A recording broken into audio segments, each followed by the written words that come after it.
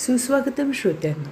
आजच्या आपल्या कथेचे नाव आहे शेंद्री मूर्ती आणि लेखिका आहेत स्वप्ना मुळे.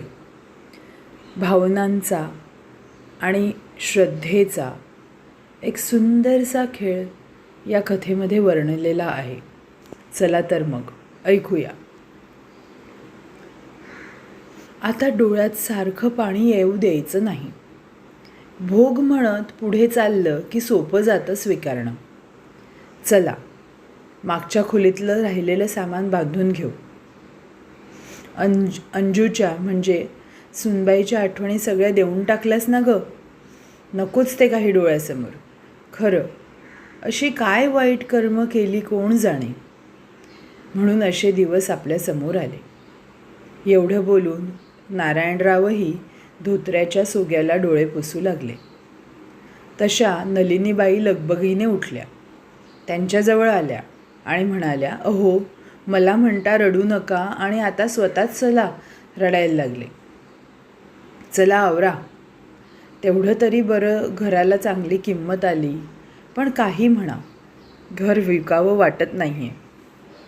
नारायणराव रडवणं थांबवत म्हणाले, काय करू शकतो ग या वयात आपण. त्या हॉस्पिटलशी चांगल्या ओळखी म्हणून बिलं तरी थांबवली 2 महिन्यांसाठी. घरासाठी गिऱ्हाईक बघायला वेळ तरी मिळाला. हो ना करत करत आपण म्हटलेल्या रकमेवर तयारही आहे समोरची पार्टी. मिळालेल्या रकमेतून 80% रक्कम सगळी देणी होती. उरलेल्या पैशात जगायचं आहे आपल्याला. होईल हो सगळं नीट. गणपती बाप्पा बघेल. आता मात्र नारायणराव जोरात हसायला लागले. अजूनही तुझा गणपती बघणार आपल्याला.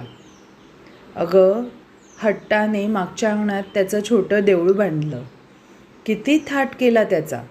अगदी दूरदूरून लोक येतात. त्या सगळ्यांचे नवस पूर्ण करतो तो. आज त्याला सोडून जायची वेळ आली तरी तुला अजूनही वाटतं तो आपल्याला काहीतरी बघेल. तुझ्या आंधळ्या श्रद्धेला काय करू मी. अगं 50 वर्षाचा मुलगा आपला गेलाय. सगळं त्याचं कुटुंब अपघातात गेलंय. तेव्हा नाही बघितलं त्याने आपल्याला. जाताना आपल्या मुलाच्या हॉस्पिटलचा खर्च भागवून आपण रस्त्यावर आलो आहे. तो काय बघेल आपल्याला. जाऊ दे, फार बोलायचं नाही आहे मला आता या विषयावर. तुला त्याच्यासाठी चतुर्थीचे मोदक करायचे ते कर आणि चल बांध लवकर सामान. जोशींनी ती 3ऱ्या मजल्यावरची पत्र्याची खोली रिकामी करून ठेवली आपल्यासाठी. कमी भाड्यात द्यायला तयार आहे तो. धकवू कसं तरी. शेवटी त्याला काळजी. नलूबाईंनी पुन्हा असे वाक्य म्हटल्यावर ते काही बोलले नाहीत. सामान बांधत बसले. हॉलमधले उंचावर लावलेले मुलगा, नातू आणि सुनेचे फोटो काढायचे बाकी होते. बंगला सामानासह विकला होता. पण आपलं सामान तर न्यावंच लागणार होतं. छान मोदक बनवून नलूबाई मागच्या दाराने मंदिरात गेल्या.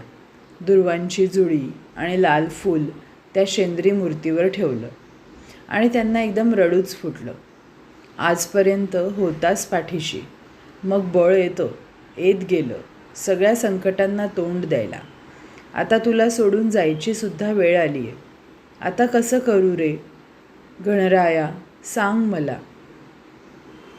लग्नाच्या वेळी आजोबांनी ही मूर्ती हातावर ठेवली होती आणि सांगितलं होतं, देवघरात नाही तर देऊळ उभं करणारी मूर्ती आहे ही. मी म्हटलं, मग घरच असं कर की तुझं देऊळ पण उभं राहिलं पाहिजे. खरंच लग्नानंतर वर्षभरात झालेली भरभराट त्याने काही कमी पडू दिलं नाही. मग आपणही त्याच्या थाटात सेवेत खंड पडू दिला नाही. पण आज ही वेळ आली. हे सगळं विचारचक्र सुरू असताना नारायणरावांनी हाक मारली, नलू लवकर ये, माझा स्टूल पकड, डगमगतोय. नलूबाईंनी धावत जाऊन स्टूल पकडला. फोटो काढण्यासाठी ते वर चढले होते. पहिले सून मग नातू ह्यांचे फोटो काढले. 3रा फोटो काढणार तेवढ्यात ब्रोकर गिऱ्हाईकाला घेऊन आला. नारायणराव खाली उतरले. नलूबाई पाणी घेऊन आल्या आलेलं कुटुंब अगदी तरुण होतं.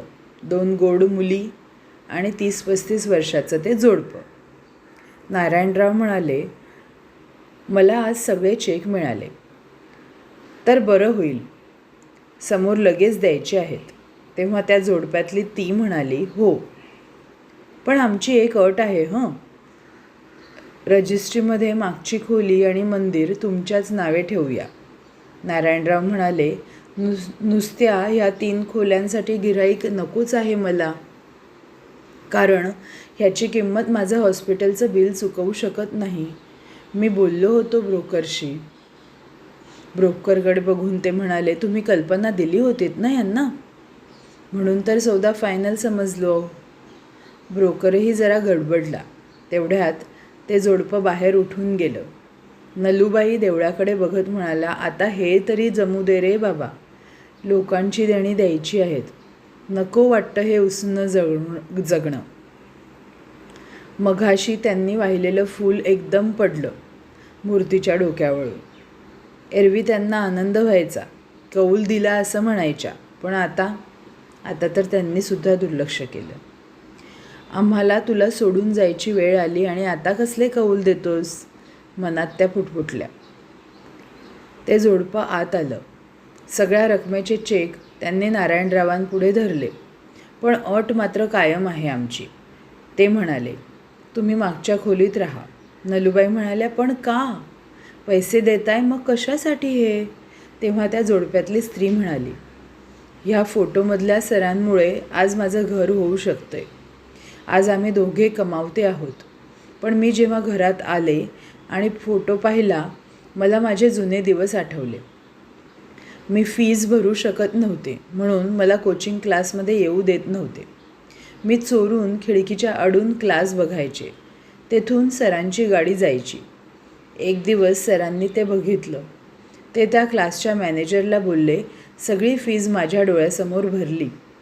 माझ्या डोक्यावर हात ठेवला आणि म्हणाले, खूप शिक, मोठी हो. मला परत कधी ते भेटले नाहीत. आज योग आला, पण दुर्दैवाने मला ते फोटोत भेटले.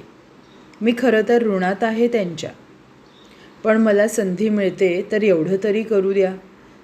ती नलूबाईंच्या गळ्यात पडली. सामान मागच्या खोलीत गेलं. नलूबाई देवळात आल्या.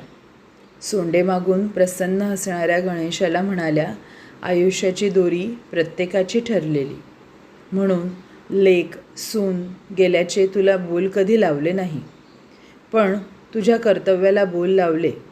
मी तुला सोडून जायची वेळ आली हे सांगितलं तर तू दाखवलासच तुझा चमत्कार. खरंच तू आहेसच विघ्नहर्ता. आयुष्यातलं दुःख विसरायला नवीन जगणं पुढ्यात आलं होतं. मूर्तीपुढे नलूबाईंनी दिवा लावला. त्या प्रकाशात शेंद्री मूर्ती आणखीनच तेजस्वी दिसत होती. मग श्रोत्यांनो, आवडली का ही कथा? अशीच श्रद्धा ठेवा. नक्कीच ही श्रद्धा आपल्याला बळ देईल आणि योग्य मार्ग दाखवेल. कमेंट करून सांगा कशी वाटली ही कथा. पुन्हा भेटूया नवीन कथेसह.